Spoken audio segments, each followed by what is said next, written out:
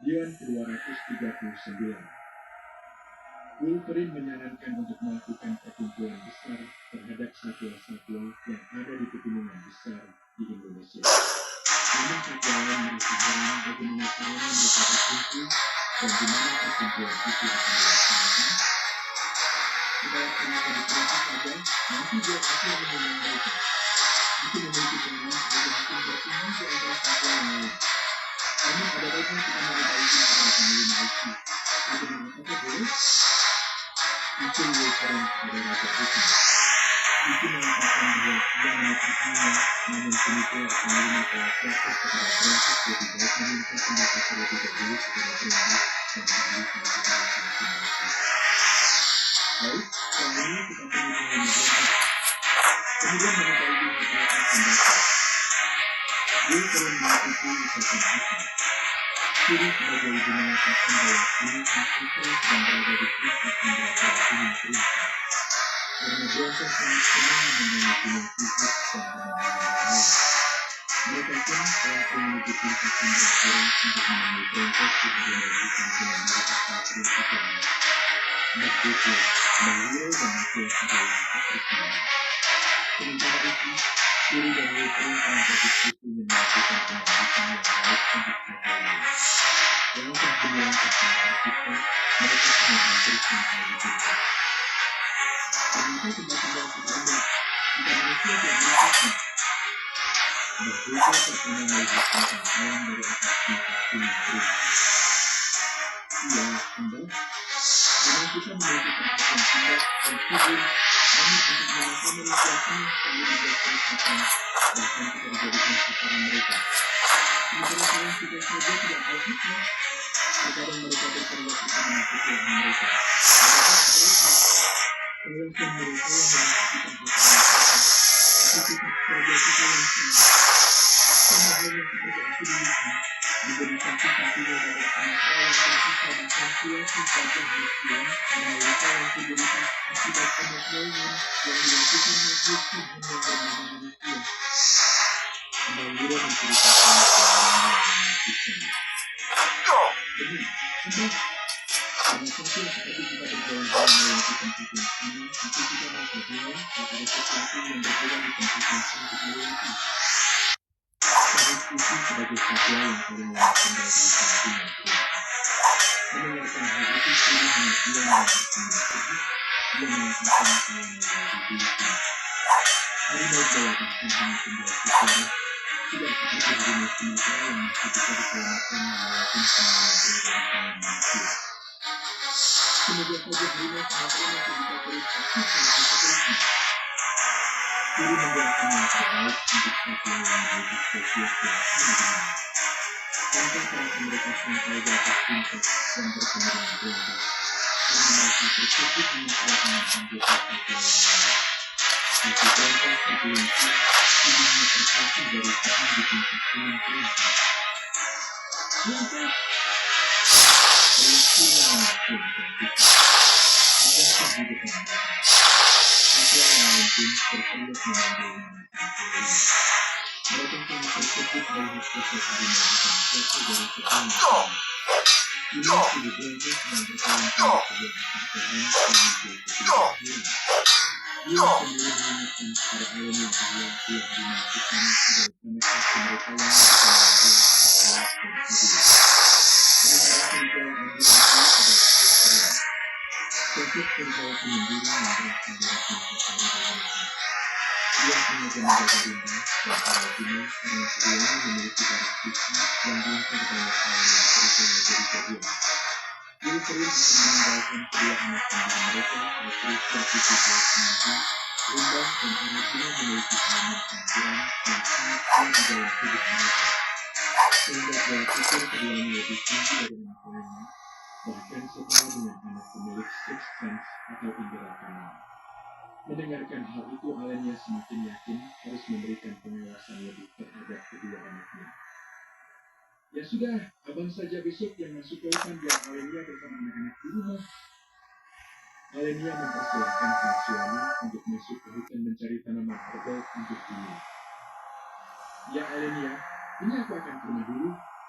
meminta orang-orang yang dari Bengkulu agar kemas yang sudah disediakan. Nanti biar aku bisa mereka beberapa kebutuhan pokok untuk kebutuhan mereka sehari-hari senilai 400.000. Nggak apa-apa kan Alenia? Diwan meminta izin Alenia karena ia akan membeli beberapa bahan makanan untuk orang-orang yang ia bantu. Nggak apa-apa dong, Bang. Alenia menggenggam erat tangan suaminya. Di ruangan lain, Aragina sedang memijati tangan sang nenek. Bunina merasakan otot-otot dan tubuhnya terasa rileks saat disentuh oleh Aragina. Makasih ya, sayang. Nenek merasa baikan. Bunina merasa tubuhnya lebih membaik. Raka meminta Lila untuk menemani dua adik mereka karena dirinya harus segera menyiapkan barang bawaan yang akan dibawa pergi saat Sky tidur nanti. Baru saja Raka ingin melangkahkan kaki kami. Di kamar Bunina, Rimba sudah berteriak-teriak tidak karuan. Bocah berusia 5 tahun tersebut merasakan bagian dadanya sakit, bahkan dirinya merasakan kesakitan. Pergi, sakit. Terang Rimba dengan suara yang begitu kuat. Astagfirullah, Rimba. Lila langsung menghampiri sang adik. Ia mencoba memeluk tubuh kecil Rimba yang terus menjerit kesakitan. Lila pun merasakan sedih saat melihat saudara kembarnya seperti itu. Dengan segera ia berlari ke kamar orang tuanya. Ayah, ibu, Bang Rimba teriak-teriak. Jerit Aragina di depan pintu kamar Diwan dan Alenia. Mereka berdua langsung berlari mendekati Aragina. Ada apa Aragina? Bang Rimba kenapa?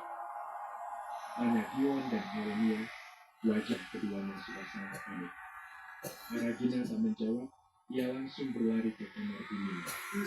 Sesampainya di kamar Bunina, Diwan langsung mengangkat tubuh Rimba dan membacakan ayat kursi dan suratan lainnya. Ya Allah, kenapa Rimba begini? Alenia bersedih melihat keadaan sang putra. Setelah dibacakan ayat kursi dan doa lainnya, Diwan meniup hidung Rimba. Rimba langsung menangis, bahkan seperti tertekan. Ayah sekarang masuk hutan. Panglima hampir jatuh. Rimba mengucapkan kalimat yang sulit dimengerti dalam keadaan mata tertutup. Bunina sebagai orang tua menasihati Diwan agar menuruti apa yang dikatakan Rimba. Karena bisa saja itu adalah sebuah pesan. Panglima, jatuh kemana Rimba? Tanya Diwan secara perlahan. Rimba tidak menjawab, ia mulai membuka kedua matanya dan merasa bingung karena dikelilingi banyak orang.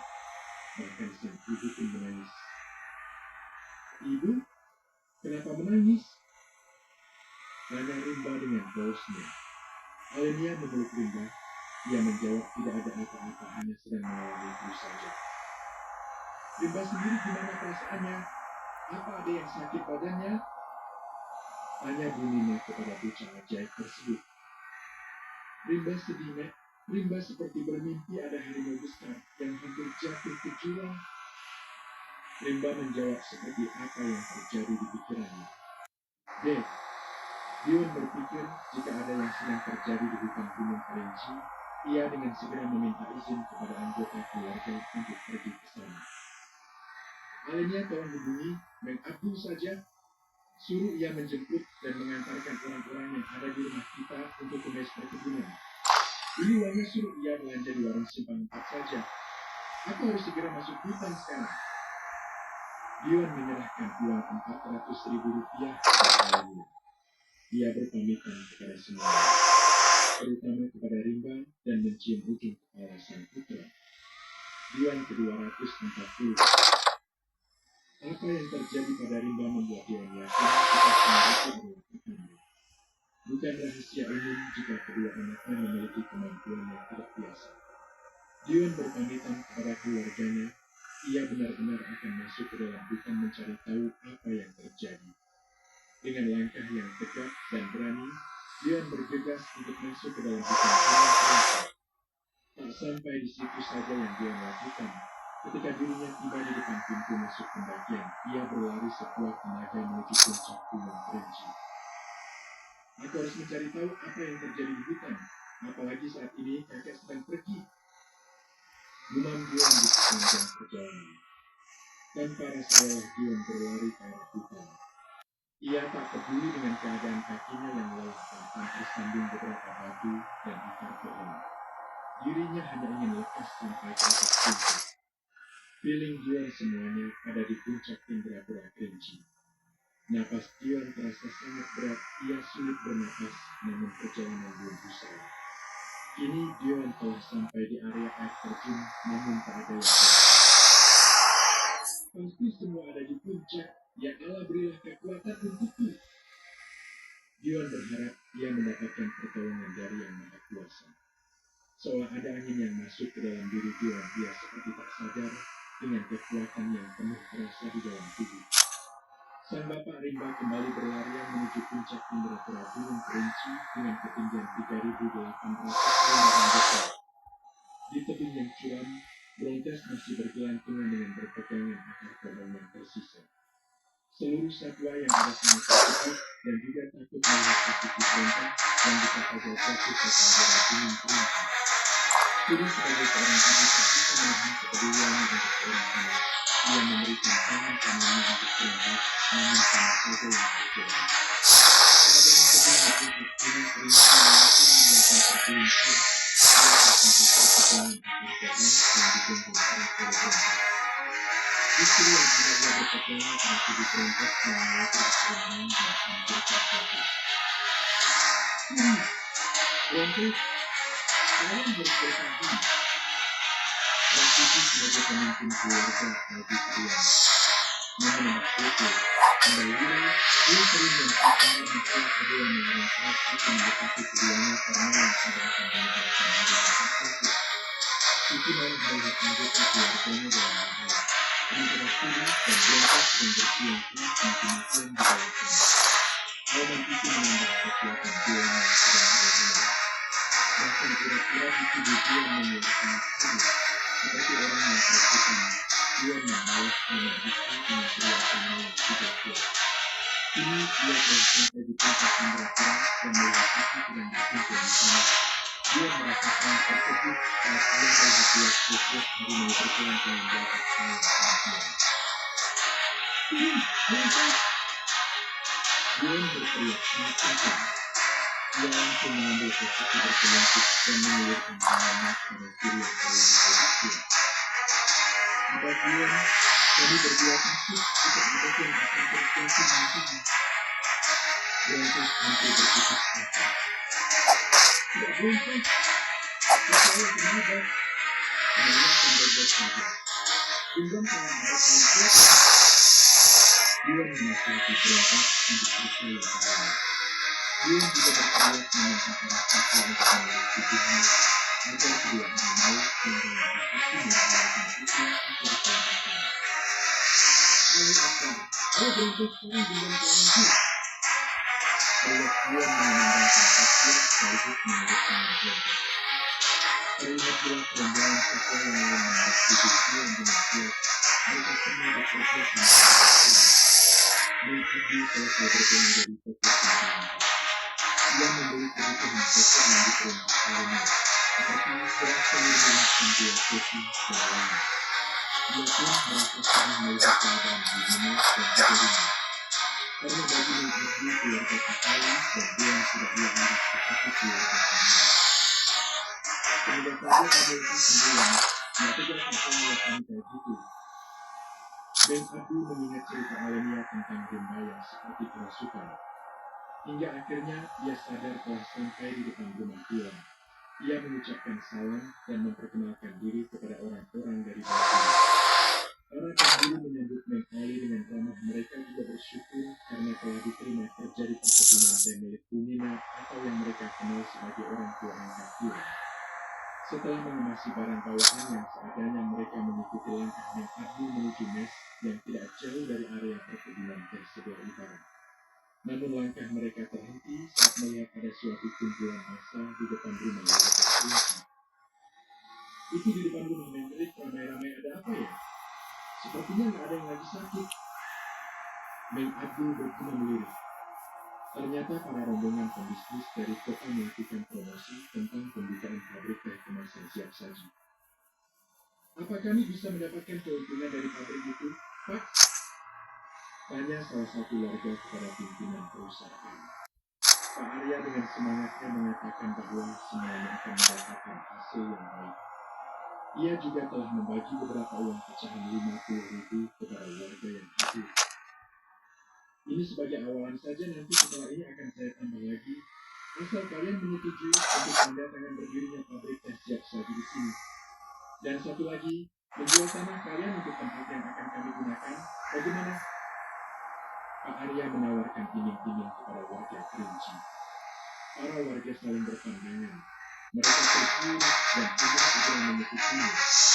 Dan Abdul yang telah mengetahui siapa mereka dari awalnya dan dunia dengan segera terkeriak dan melakukan mereka. Jangan percaya. Mereka hanya di awalnya saja. Tadinya bebas. Jangan mencakap dengan mereka. Teriak dan Abdul dari belakang dari sana. Warga yang menentukan ini itu langsung menjawab apa maksudnya. Apa betul seperti itu? Dan Abdul yang tidak kenal siapa mereka maksudnya Abdul dan itu. Salah seorang warga justru meragukan Abdul. Maria pun langsung mendekatinya Abdul kembali mengaku. Kami siapa? Berani sekali melakukan fitnah. Kalau kamu tidak suka dengan hasil yang saya tidak suka, jangan ajak yang lain menolak. Untuk orang seperti ini tinggal di sini. Mereka Arya kepada Abdul. Saya warga asal Kerinci. Seharusnya saya yang menanyakan kembali siapa. Berani sekali mereka pikiran warga Kerinci untuk menyetujui keinginan Anda dan hanya menguntungkan pihak sebelah. Jika Anda menanyakan pada Abdul akan hanya untuk keuntungan coba sebutkan melalui pabrik, kemudian apakah ada tempat selain di sini? Atau selain tempat yang ada di komplek Kerinci? Tantang dan Abdul kepada Pak Arya. Dia 241. Dan Abdul menantang balik Pak Arya yang pertanyaan menarik kata pabrik akan dibuang. Namun Pak Arya semakin marah kepada Abdul. Bahkan ia berusaha kasar dengan mengatakan Abdul adalah manusia primitif. Lebih baik kalian manusia primitif dibandingkan kalian manusia primitif. Teriaknya Abdul dan ingin menjaga kehidupan primitif. Tanpa ada produksi apapun, mereka dengan Pak Arya yang memiliki tubuh sempurna agar wajah Abdul dengan sangat kuat. Tubuhnya Abdul hampir tersampai beruntung mendapati kehidupan satu orang dari Mesir. Itulah ganjaran yang cocok untuk orang sepertimu. Ketik Pak Arya saat melihat tubuhnya Abdul hampir tersampai. Para warga yang lain hanya diam. Mereka bingung karena pada dasarnya mereka telah menerima uang dari Pak Arya sebesar 50.000 rupiah. Dan model yang merupakan ketua kelompok asli Bengkulu melalui Pak Arya. Ia geram dengan kelakuan hidupnya bisnis kepada Abdul. Dengan keberanian yang tak terduga, dan mampu menghajar wajah Pak Arya dengan kuat. Gimana ini bisa sesuatu yang menakutkan? Kalau mau melakukan sesuatu dengan orang berbeda. Bentak Mando dengan kata-kata saja. Orang yang memikirkan Abdul kembali menyerang Mando.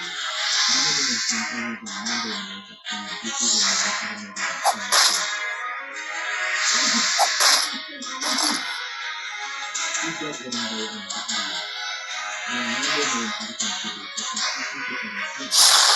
Dia menantang anggota lain jika ada yang ingin melawan. Saya memang orang baru di sini, tapi merasa sangat kira dengan sumpah kalian.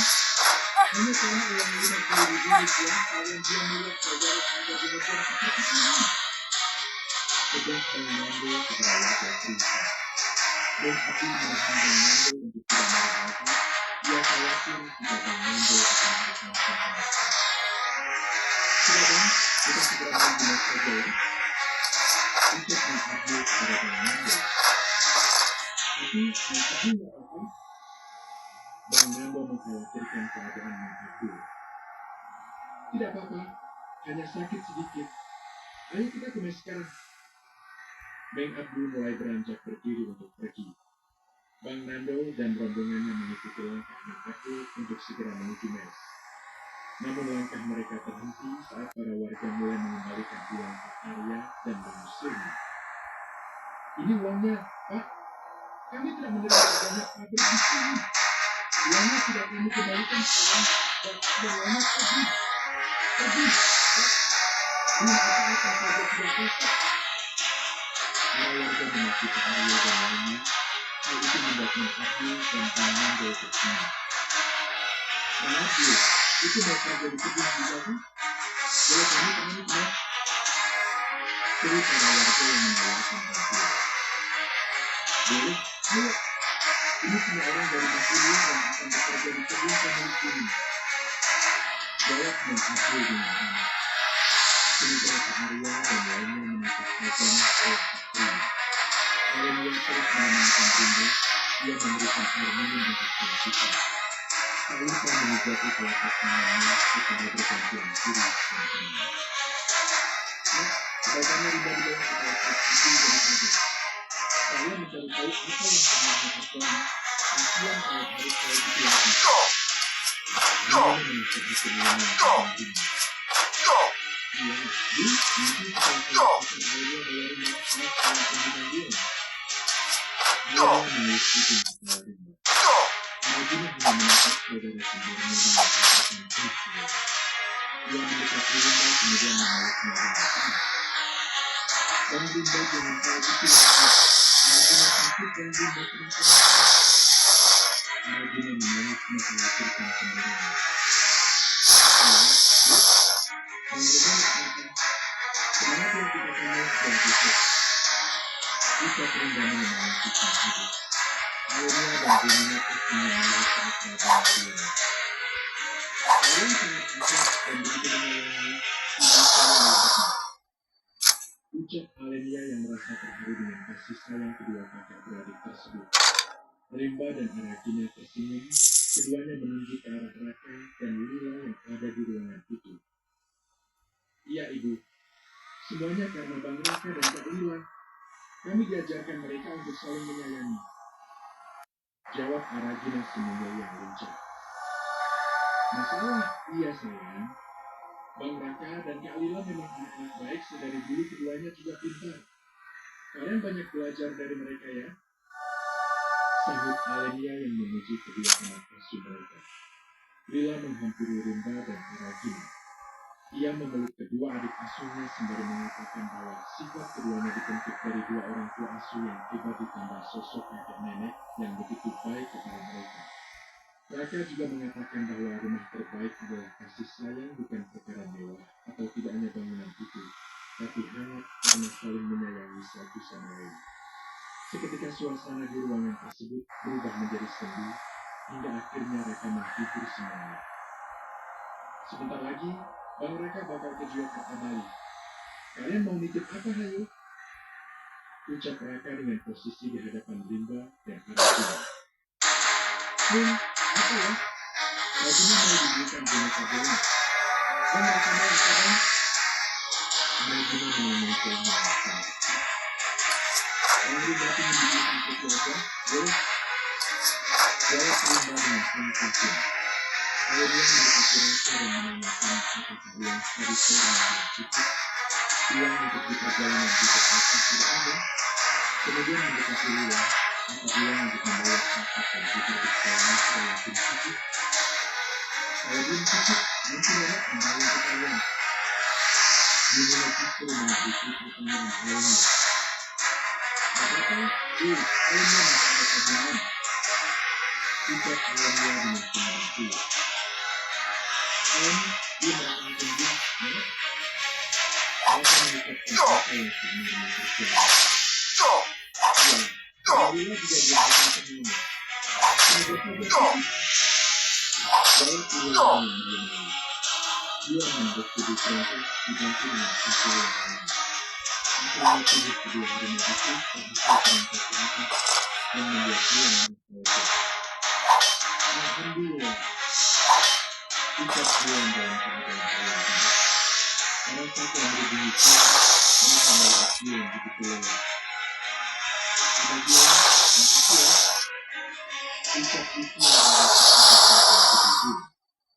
Juan mengangguk Dirinya seperti kehabisan tenaga. Ia hanya bisa memandangi seluruh wajah satu persatu. Abah Dion terlihat sangat lemah. Apa perlu kita gotong ke bawah? Tanya Brontes yang merasa berhutang budi pada Dion. Tidak usah, Brontes. Abah tidak apa-apa, hanya butuh istirahat sejenak. Jawab Dion lirik. Mbah Bobo, Mbah Wiru, Wolverine dan si kembar anak kelas Sadila. Setia berada di sisi Dion yang terlihat sangat lelah. Hingga akhirnya hujan gunung pun datang. Ya, mereka merasakan sejukan air hujan di atas puncak gunung Kerinci. Hujan yang datang bukan sembarang hujan. Hujan itu limpahan kasih sayang untuk makhluk Tuhan yang memiliki sifat welas asih terhadap semua makhluk yang ada di dunia. Dia ke-242. Tubuh lemah Dion yang sedang terbaring di puncak tembok Kerinci begitu dijaga oleh kasih yang bersatu setia kepadanya. Hingga akhirnya semesta pun menunjukkan kasih sayangnya untuk mereka. Air dari langit turun menghujani tubuh Dion dan perjalanan. Tubuh yang sampai terlihat hati, ibarat air salju yang turun di piring yang panas. Hujan, biasanya tak yang baik. Mbah Bobo pelaku satu yang menyampaikan keberkatan. Benar, Abah. Dalam kepercayaan terlalu juga bahwa bersama orang yang memiliki kepercayaan yang tinggi. Seperti Abah Dion yang selalu mengorbankan kepercayaan untuk menuju hidup.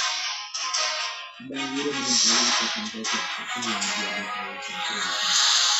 Dion tersenyum mendengarkan ikatan yang Bobo dan Wiru.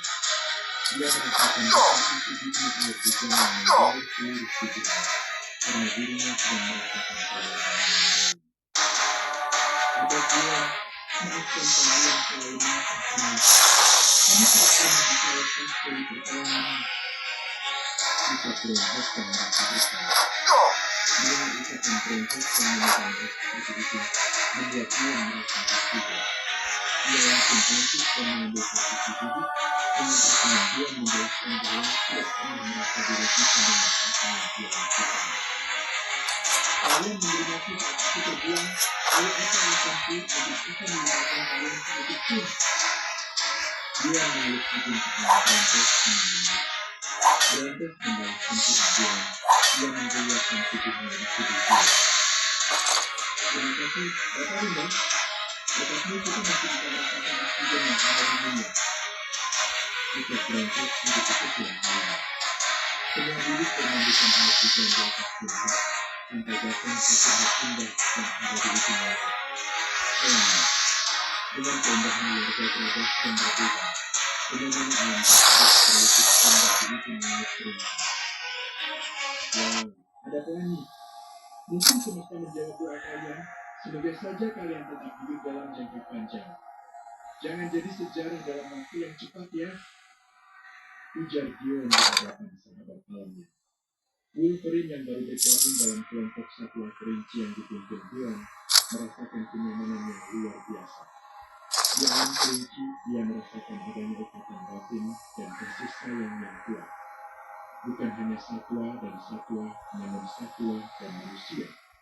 Setelah menyaksikan fenomena langit dengan beberapa pembiasan warnanya, kini Dion mengajak semua satwa untuk turun gunung.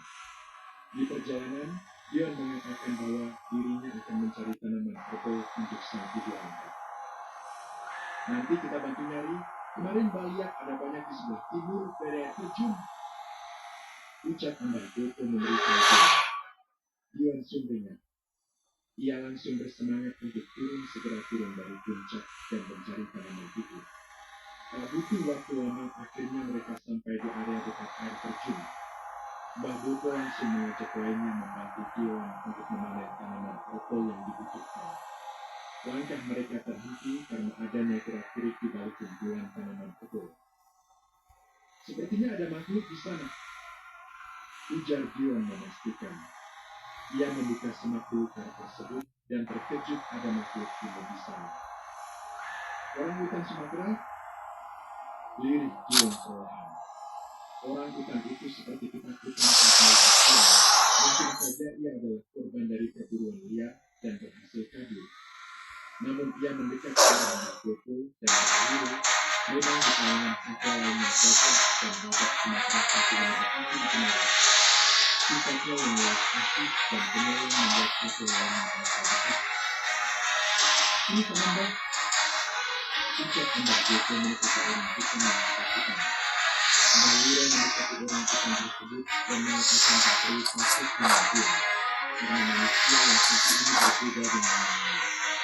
Dia langsung mendekati orang bukan berjenis kelamin perempuan tersebut dan menamakan posisi tinggi pada orang itu sambil mengelak ke lain. Tubuhnya kuat, matanya sangat kuat. Sepertinya ia kelaparan. Jangan takut ya, aku nggak jahat. Gak akan mengikutimu. Kamu bisa bergabung dengan Lena. Dia mencoba merayu orang bukan Sumatera dengan begitu sulit. Ada Tuan, sebaiknya diberangkat saja. Ujar berangkat memberi saran kepada dia. Dia berkenan, dia mengikuti saran berangkat. Aku berterima kasih ya, soalnya memiliki lucu seperti kamu. Dia kembali menulis izin kepada orang bukan Sumatera. Hingga akhirnya dia izin untuk pamit pulang, setelah pulang dan segera menutup pamit selama itu berikutnya. Dia berpesan untuk saya tentang harta pemerintah saya yang memiliki satu sama lain. Jadi, kami yang berkaya tinggal bersama mereka. Makanan di sini banyak, dengan khawatir kami tidak akan kelaparan. Itu dan dia, ucap dia mengatakan kalimat itu. Kepergian dia yang disaksikan oleh para siswa dengan perintah, mereka akan selalu bersama-sama dan kami dikunci oleh dia. Ning Abdul dan rombongan Kang Abdul berjalan menuju masjid ke Gunung Mawar ini. Bahkan para warga yang mengantarkan mereka turut serta membantu rombongan Kang Abdul membersihkan tanah emas yang telah dilakukan. Mereka selalu bermain dalam masjid dengan tempat tersebut. Di tengah aktivitas mereka, Kang Abdul memiliki ide. Bagaimana kalau kita lakukan usaha sendiri saja? Ujar Bang Nando secara tiba-tiba. Bang Abdul mendekati Bang Nando dan menanyakan apa maksudnya. Sementara para warga yang lainnya pun sama menanyakan apa maksud dari usaha itu. Usaha apa yang akan mereka lakukan? Jadi kita olah sendiri teh kerinci ini menjadi minuman siap saji. Namun kita olah dengan cara yang alami tanpa menimbulkan banyak limbah dan tidak menggunakan banyak bahan pengawet. Tapi kita sangat membutuhkan orang yang paham akan hal ini. Jelas Bang Nando yang ternyata pintar dalam berpikir. Bang Abdul langsung mengatakan bahwa semuanya bisa diatasi karena mereka memiliki orang pintar yang bernama Alenia. Sementara Alenia adalah istri Dion dan orang yang menolak penuh tentang rencana yang dibuat Pak Arya. Bagus sekali, Bang Abdul. Bisa jadi warga di Kerinci bisa memiliki pendapatan lebih dan akan memperkenalkan teh kayu aro secara luas lagi. Bang Nando bahagia mendapatkan info tentang Alenia. Bang Abdul langsung mengatakan bahwa malam nanti mereka akan menemui Alenia sekaligus menceritakan rencana yang akan dibuat kepada Dumina selaku pemilik kebun teh. Siap, Bang Abdul. Saya yakin hal ini akan membawa dampak positif bagi wilayah Kerinci. Atau jika perlu kita buat versi teh hijau untuk kesehatan dan teh rasa buah yang disukai anak-anak nantinya kita kemas semuanya menjadi oleh-oleh khas Kerinci. Saya lihat sepertinya banyak wisata alam di sini. Bang Nando lagi dan lagi memberikan ide yang lain. Bang Abdul terperangah. Ia tak menyangka Bang Nando begitu cerdas. Bagaimana bisa dia menemukan orang seperti ini di dalam hutan, sementara pikirannya saja sangat cerdas? Bang Abdul bergumam tak percaya dengan pikiran Bang Nando. Bang Nando sangat setuju. Ia juga tak sabar ingin bertemu dengan istri Dion dan Dumina. Bang Abdul dan lainnya pamit. Mereka meminta rombongan Bang Nando untuk beristirahat. Alenia selesai memandikan kedua anak kembarnya. Ia juga selesai menyiapkan makan Dumina dan memberinya minuman herbal antioksidan yang terdiri dari jahe, kunyit, serah, dan lengkuas yang diiris kemudian diberi mandi. Walaupun Alenia memiliki basic apoteker yang bergerak di bidang obat-obatan, namun ia selalu mengutamakan obat herbal terlebih dahulu. Bang Rimba, besok kita sekolah ya. Aragina nggak sabar ingin belajar, ucap Aragina kepada sang kakak. Namun Rimba terlihat hanya diam saja tak menjawab apapun seperti banyak hal yang dipikirkan. Bang Rimba, kenapa? Kok diem aja kayak gitu? Tanya Aragina yang merasa heran dengan tingkah kemarahannya. Rimba meneteskan air mata. Ia mengatakan sedih entah mengapa ia merasa seperti ada sesuatu yang akan terjadi dan hal itu membuatnya sangat sedih. Apa? Bang? Sesuatu apa? Sahut Aragina penasaran. Rimba menggelengkan kepala. Ia mengatakan tidak tahu apa yang akan terjadi dan pasti kini dia sedih. Keduanya sedang duduk di teras rumah kembali memandang antara sebentar. Kemudian mereka tersadar jika Alim yang datang.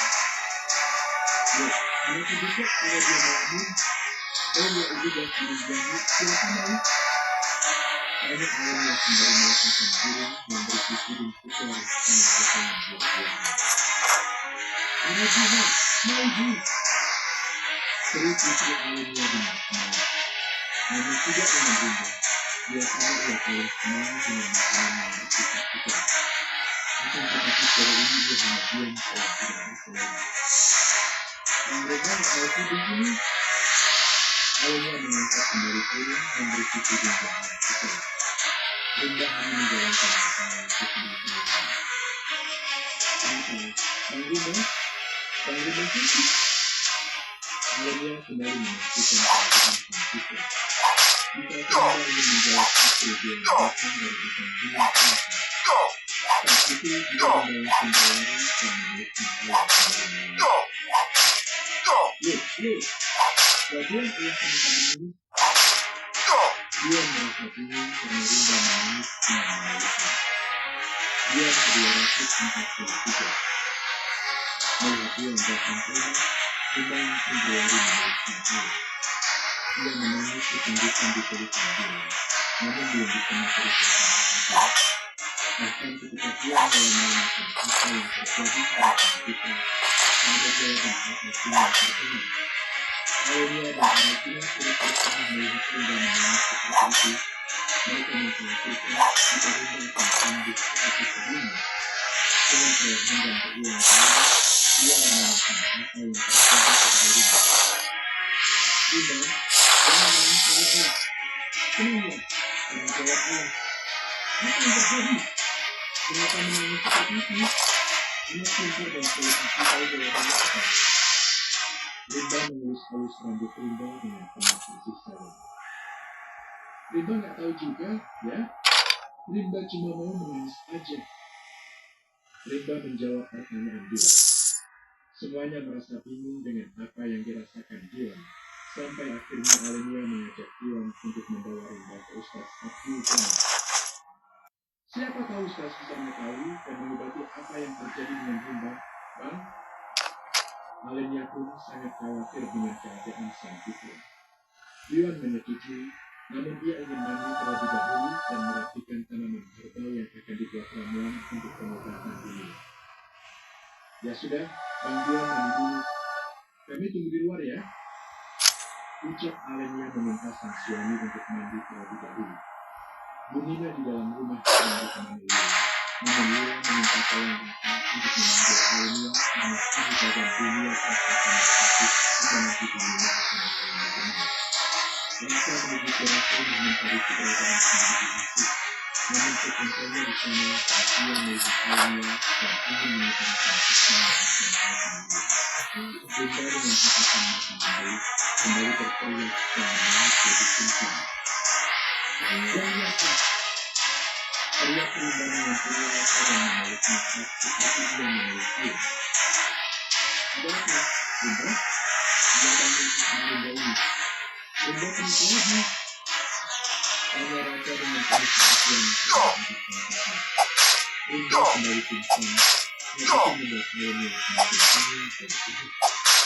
Tubuh kecil Rimba digotong Raka masuk ke dalam rumah sebagai pembaruan yang lahir secara bersamaan dengan Rimba. Aragina tak henti menangis.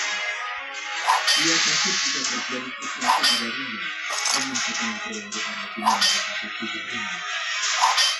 Ya, bangun! Ini Aragina, dan Rimba nggak boleh sakit kan? Seru Aragina yang bersikap sangat bijak. Walaupun Aragina pintar mengatakan namun sampai kali ini ia tak bisa membuat kebiasaan. Mungkin karena Rimba sendiri memiliki kemampuan indera keenam yang lebih dari kemampuan Aragina.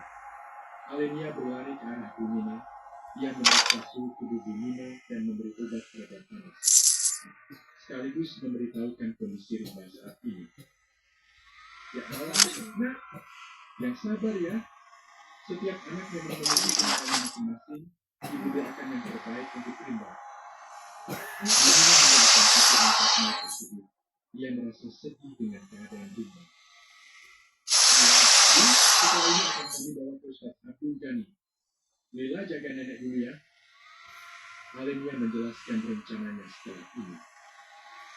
Iya, nak, langsung bawa saja ke Ustaz Abdul Ghani. Bumina menyetujui rencana Alenia. Iya, Bu, habis ini Lila jaga nenek seterusnya. Semoga adik Rimba gak apa-apa ya. Sahut Lila yang juga sangat menyayangi dua adik kembarnya. Diwan yang sudah keluar mandi segera mendatangi Alenia yang mendengar suara gemuruh banyak orang berbicara. Dengan tangisan tanpa suara, kemudian Alenia bersikap tenang dan menceritakan apa yang terjadi pada suaminya. Rimba, dan Rimba pingsan lagi. Ini bukan tentang penyakit lagi, tapi sudah berakhir lagi. Alenia menjelaskan kondisi Rimba kepada suaminya. Tanpa berbahasa-basi lagi, Diwan berlari menuju tempat di mana Rimba berada. Ia tak kuasa menahan kesedihan melihat keadaan sang putra yang selalu seperti ini. Kakek Jobarga sulit untuk dihubungi. Mungkin karena kakek Jobarga sedang sakit. Diwan berbicara sendiri sembari menjadi tangan sang putra. Karena rumah Ustaz Abdul Ghani tidak terlalu jauh, ia menggendong Rimba dan meminta Alenia untuk menggandeng Aragina menuju rumah sang putra. Sekitar 3 menit perjalanan, ini mereka sampai di depan rumah Ustaz Abdul Ghani. Assalamualaikum, Bu Atas. Alenia mengucapkan salam untuk kesekian kali. Hingga akhirnya terdengar suara orang menjawab salam dari dalam, kemudian muncul sosok pemuka agama tersebut. Astagfirullah, Diwan, ini kenapa dengan Rimba? Ayo sini bawa masuk. Perintah Ustaz Abdul Ghani. Diwan langsung masuk ke dalam rumah Ustaz dengan menggendong Rimba dan Alenia menggandeng Aragina untuk mengikuti langkah suaminya. Ustaz Abdul Ghani membaca beberapa doa dan hafalan dari ayat suci Al-Quran. Ia juga memijati jari-jari tangan dan kaki Rimba. Tak selang beberapa lama, Rimba membuka mata, namun ia tetap saja menangis dan seperti ketakutan. Tenang ya, nak. Semuanya tidak ada apa-apa. Ucap Abdul Ghani menenangkan Rimba, kemudian meniup hidung Rimba. Rimba terdiam seolah rasa takutnya menghilang. Ustaz Abdul Ghani mengambil nafas secara cepat, rasanya ia seperti orang yang sangat kelelahan. Bagaimana, Ustaz? Ada apa dengan Rimba? Tanya Diwan begitu penasaran. Alenia pun sama. Hanya saja ia memilih untuk memeluk sang putri yang ada di sampingnya. Ustaz Abdul Ghani tidak menjawab pertanyaan Diwan. Ia hanya memandangi wajah Aragina dan meminta putri kecil Diwan dan Alenia untuk mendekatinya. Aragina yang pemberani mendekat ke arah Abdul Ghani, ia tersenyum. Ada apa, Kek? Mengapa Aragina dipanggil? Aragina menanyakan alasan sang Ustaz memanggil dirinya. Tidak apa-apa, Mas. Ustaz Abdul Ghani tersenyum kepada Aragina. Kemudian membacakan doa dan meniup hidung Aragina sakit seperti Rimba sebelumnya. Namun Aragina hanya diam tanpa kata. Ini Rimba dan Aragina kembali duduk di dekat Diwan dan Alenia. Keduanya terlihat senang dan tak banyak bicara. Rimba dan Aragina memiliki kelebihan yang luar biasa. Hanya saja keduanya masih kecil, jadi belum mampu melaraskan semuanya sendiri. Apalagi Rimba memiliki kemampuan semakin jelas ini, yang ini harusnya memang sulit diterima kalau terjadi hambatan orang. Sekarang kalau mereka bergerak di samping, diperhatikan dengan kebersihan semua komputer dan orang tua kepada mereka. Sebagai ayah, dia harus sering mendoakan keduanya. Insya Allah kedepannya mereka baik-baik saja. Ustaz Abdul Ghani menjelaskan kehadiran dan alumni. Setelah mendapatkan jawaban dari Ustaz Abdul Ghani kedua Malaysia dan hukum Anis untuk pulang, dia meminta kedua anaknya untuk menemani Ustaz Abdul Ghani terlebih dahulu sebelum pulang. Sehat saja, ini rajin berdoa dan pengalaman ya. Ustaz Abdul Ghani kembali menasihati Rinda dan Arifin. Iya, tidak. Begitu ya. Jawab Rinda dan Arifin secara benar. Di hutan gunung Kerinci mereka aktif menjalankan aktivitas mereka seperti biasa. Namun kita Malaysia dan Sabila serta Wilayah Unik untuk Kerinci, mereka merasa tidak nyaman selalu kepikiran dua tuan dalam mereka, yaitu Rinda dan Arifin. Anak satu yang lain pun memutuskan sayang untuk pulang ke Malaysia.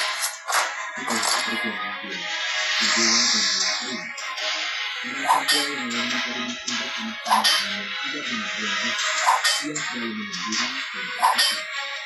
Jadi sebagai anggota baru, merasa kesulitan. Ia menanyakan hal itu kepada Mas Joko apakah karena dirinya sosok koordinator yang bukan tersebut November. Tidak, tapi Panglima Berontak itu anaknya Panglima Ici, jadi sifatnya hampir sama. Keduanya suka menyendiri dan terpisah karena mereka juga mengawasi keadaan hutan gunung Kerinci beserta isinya. Oh, begitu ya Mbah? Ya udah, kirain semua gara-gara aku. Casey merasa senang karena sosok harimau hutan tidak membencinya. Brontes berjalan ke arah pintu masuk hutan gunung Kerinci. Ia mengawasi seluruh isi hutan Kerinci.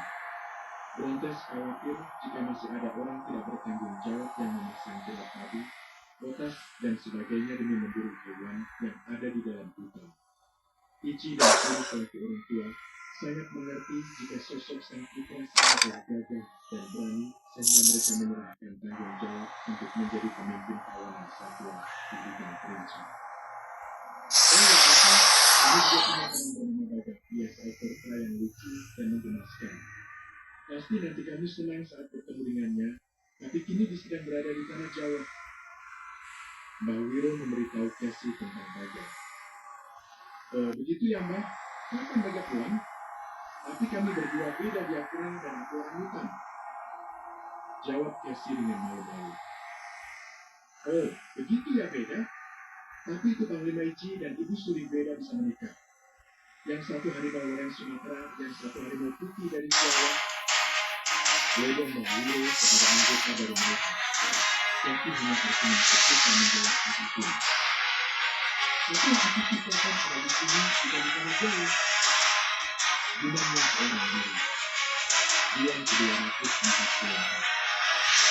Casey adalah penghuni dari hutan Kerinci, yang pasti dia adalah salah satu satwa bersama dengan sifatnya yang lucu dan menyenangkan. Di balik itu, ia memiliki kesempatan yang membuatnya sangat keren. Ia adalah korban selama dari praktek perburuan yang sangat ilegal, terlebih terhadap satwa yang dilindungi karena regulasinya yang berbeda. Bahwira mengajaknya bersama dengan mengatakan bahwa ada anggota satwa hutan gunung Kerinci yang bernama Gagak yang menurut Bahwira bisa cocok dengan mereka. Namun sayang dan di luar dugaan orang hutan tersebut terdeteksi dengan sosok 15 orang berwarna merah hitam dengan nama Brontes yang sifatnya yang tidak tinggi. Hal itu membuat Casey hanya terdiam tentang Bahwira, mengajaknya berbicara tentang Gagak sosok yang pintar dan unik yang berada di tanah Jawa. Casey, kenapa diam? Saya lagi memikir sesuatu. Saya tegur Bahwira yang ada di hadapannya. Boleh, mengatakan Bang. Cuma lagi mengatakan sesuatu aja. Jawab Casey mengikuti kebenaran. Hingga akhirnya itu diperkas untuk peribahasa, keduanya bergabung dengan Mas Joko dan Bahwira. Casey pertama bahwa pasangan harimau Sumatera dan harimau putih itu mesra dan cantik. Ia berguna dalam satu menanyakan apakah kedua harimau yang ada di hadapannya adalah orang tua Brontes. Casey, apa kamu masih memiliki orang tua? Tanya Suri dengan lembut. Tidak, Ibu. Orang tuaku keduanya telah dibunuh. Mereka diburu, kemudian diambil kulitnya. Saat itu aku selamat dan hidupku hanya itu dengan satu lainnya. Jawab Casey dengan apa adanya. Seluruh satwa yang ada merasa iba dengan Casey, akan tetapi mereka senang dengan sosok Casey karena ayam dan penuh semangat. Iki menasihati Casey untuk membawa diperinci dengan siapa saja, menghuni perinci penuh cinta dan kasih. Lalu kau memberitahu kepada sosok untuk penjaga yang bernama Jaga, namun sedang berada di sana. Jika nanti Casey bertemu diharapkan bisa berkumpul segera. Namun sosoknya telah dijelaskan. Dengan ramah dan tulus, Casey melanjut mendengarkan cerita itu. Ini semuanya kembali memperlihatkan di sekitar dirinya. Mbak, aku izin cari dulu ya. Casey meminta izin kepada yang itu. Yang sudah hati-hati, jangan terlalu jauh dengan kakaknya. Mbak Beto menasihati Casey. Bambang, nanti Casey cari dulu yang bisa saja. Casey meyakinkan Mbak Beto dan lainnya. Akhirnya Casey diizinkan untuk mencari Beto. Dia pun berjalan dengan senang mencari Beto. Dia melihat ada pohon biasa yang berbeda, namun sayangnya pohon itu lumayan tinggi. Tidak apa-apa, aku akan usahakan. Semoga saja aku bisa mendapatkannya. Casey bergumam dalam hati sembari mengambil cinta dalam hati. Dengan perlahan Casey menanjak pohon biasa dengan hati hingga ia berada di ujung ranting yang paling tinggi. Tapi terpaksa dia sampai Casey itu, Casey langsung memakannya di atas pohon. Rasanya sangat panas dan segar sekali. Sepertinya aku bisa melewati beberapa belas sampai untuk sampai lain. Dengan Casey dengan segala mereka. Dia pun berdiri sembari menutup dia secara akan tetapi langsung yang menjadi tujuan untuk sesuatu yang hidup Casey. Sehingga dia harus berpikir. Sayang, lihat Casey yang sedang terjun ke bawah.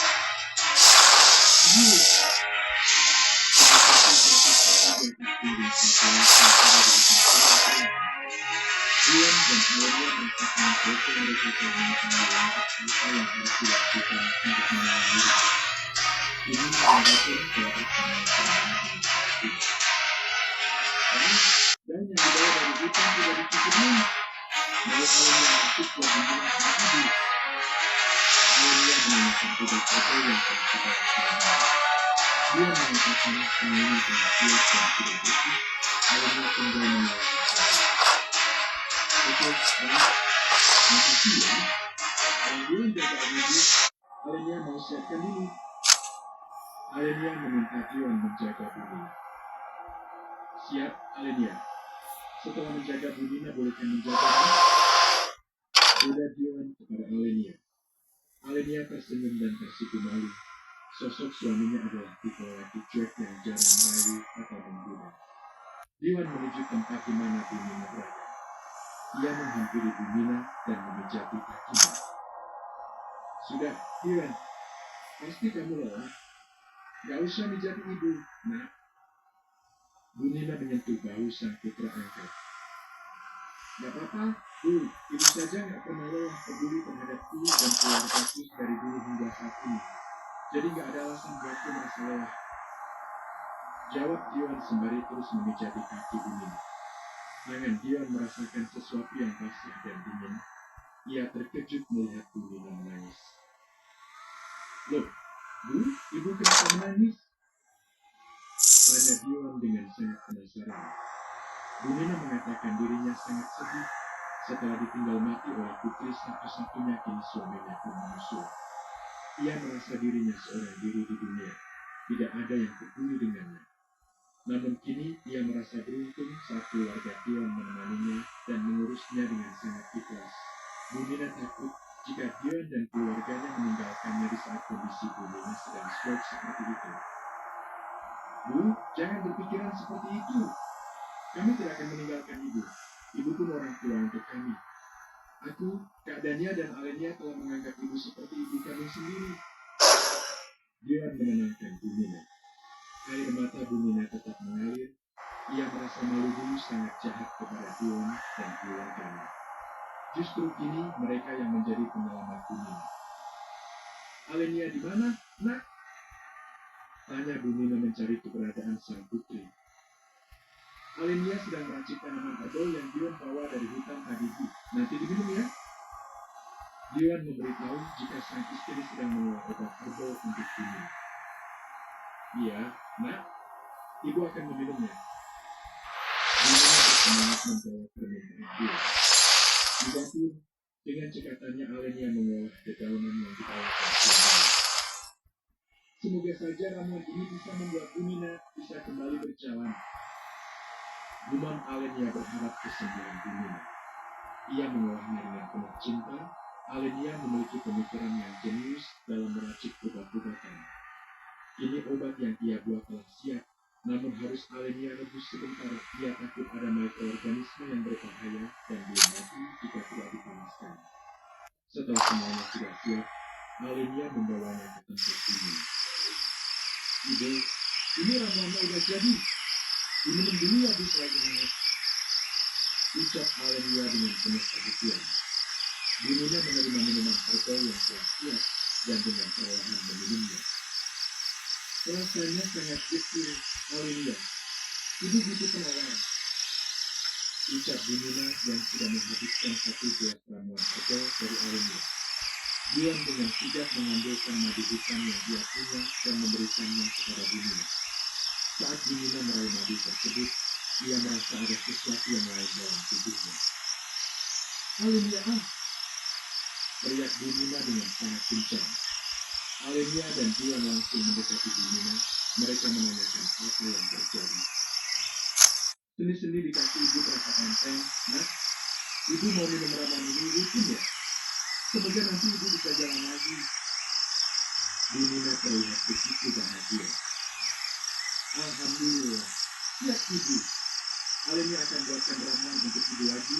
Yang penting ibu tetap semangat ya. Alenia mengelus lembut bahu Bumina.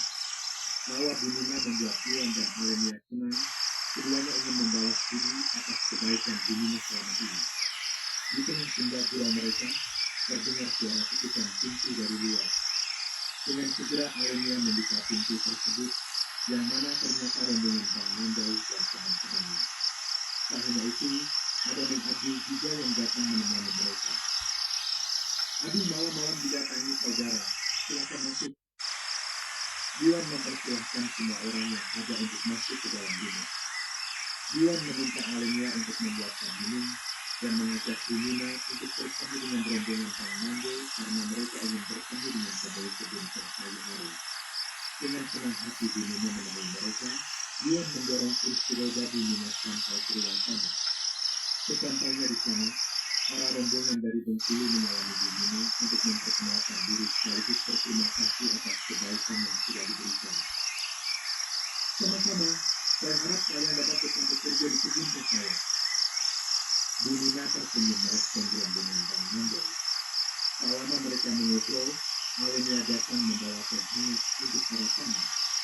Melihat ada Alenia, Bang Abdul membuka suara yang mengungkapkan rencana yang telah dibuat Bang Mandau dan dirinya. Bagaimana maksudnya, Men? Tanya Alenia yang tertarik dengan topik yang diceritakan. Bang Abdul mengatakan sebelumnya mereka ribut dengan rombongan Bang Arya yang memaksa warga lain untuk menandatangani persetujuan tentang adanya pembangunan pabrik dan kemasan di Kerinci. Apa? Pak Arya? Dia nggak kapok juga. Terus gimana selanjutnya? Men, apa para warga setuju? Sejar Alenia yang memanas dengan ucapan Abdul tentang Pak Arya. Saya sempat dihajar dengan anak buahnya.